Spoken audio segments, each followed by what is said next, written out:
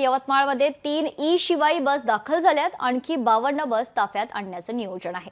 यासाठी आर्णी मार्गावर चार्जिंग स्टेशनचं काम देखील पूर्ण झाले। चालकांना विशेष प्रशिक्षण देण्यात येणार असून एसटीचा प्रवास आणखी सुकर होणार आहे। शिवाई बसमध्ये एसीची सुविधा देखील आहे। या संदर्भात आमचे प्रतिनिधी संजय राठोड यांनी आढावा घेतला आहे, पाहूयात। यवतमाळ जिल्ह्यात 52 इलेक्ट्रिक बसेस जे आहेत या ठिकाणी धडकणार आहे। त्यापैकी 3 बसेस ज्या यवतमाळच्या बसस्थानक या ठिकाणी धडकलेल्या आहेत। शिवाई असं नाव ह्या इलेक्ट्रिक बसेसला दिलेलं आहे। तब्बल 44 नागरिक यामध्ये प्रवास करू शकते आणि या ठिकाणी पाहिलं तर हेच सबस्टेशन आहे। या ठिकाणी जे आहेत बसेस चार्जिंग होणार आहे आणि जवळपास 52 बसेस जे आहेत यवतमाळमध्ये धडकणार आहे। त्यापैकी 3 बसेस जे आहेत या ठिकाणी धडकल्या आहे। उर्वरित जे आहेत 49 बसेस सुद्धा या ठिकाणी येणार आहे।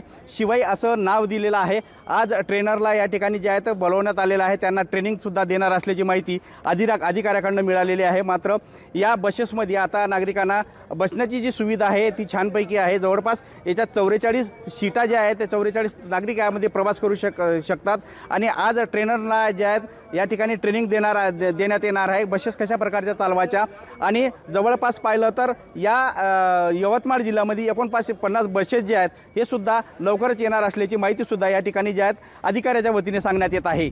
संजय राठोड, लोकशाही मराठी, यवतमाळ। लोकशाही मराठी, ऐका, पहा, जागरूक रहा।